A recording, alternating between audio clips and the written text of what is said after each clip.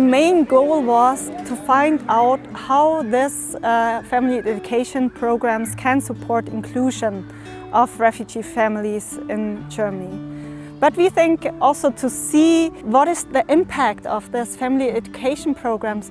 It's important to know about the context of the families, the living situation of the families. Refugee families are very diverse. There's not one reason for the forced migration, but there are many reasons. And what we see in our study is that, of course, some of them experienced loss and trauma and persecution, but there's also the hope for a better future and the hope that they can participate in education. So we often hear about different assumptions that families with refugee experiences do not send their children to daycare because of culture or traditional reasons. However, that was not the case in our study.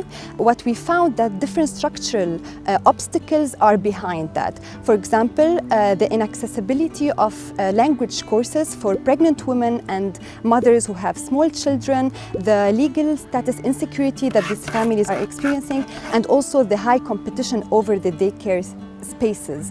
So, of course, all these obstacles are reinforcing the gender roles over the mothers and the fathers and are restricting the integration of the refugee families and also limit very much the chances for the refugee mothers to have education and different job positions. Home visiting is really special, important, especially with the family refugees and vulnerable group, because they're coming from the culture, always they have had quite networking with the family, with the neighbor, with the friend.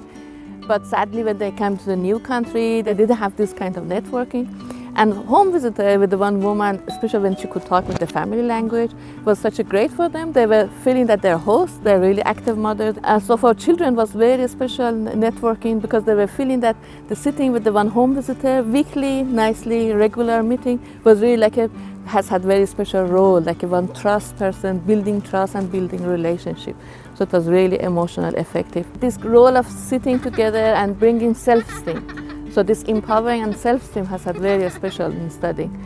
And for sure, mother and the women, that they could get better feeling in the new country, new education, new going to the society. They felt in a way they get self-confident that they can go to this other institute, to have a networking with the new community and new people.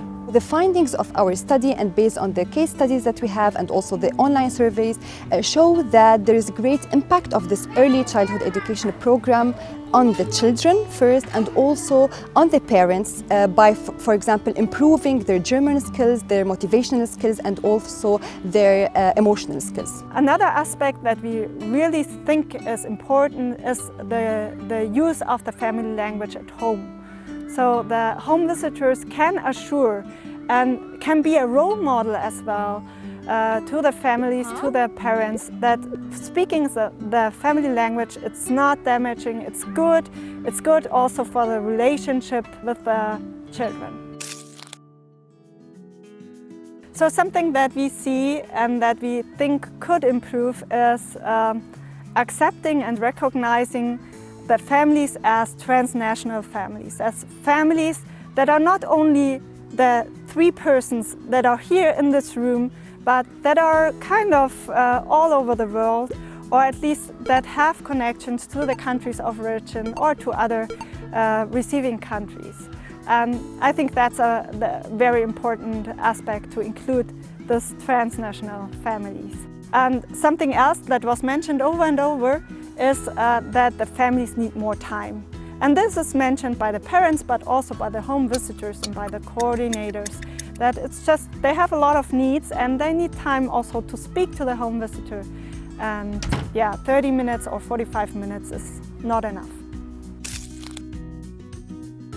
For sure is a potential in connecting the families, in connecting them with other families in similar situation, but also connecting them with a person from Germany, from the receiving society, and also to some extent to connect them with institutions like early childhood education in Germany in the receiving society. But of course this finds its limits where institutions are not inclusive, where early childhood education or language courses don't look at the needs of these families and don't build their structures accordingly.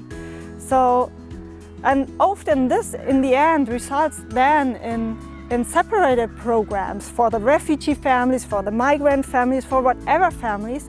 But we think this can't be the goal. We really need inclusive structures in the education system so these families can experience themselves as part of this society.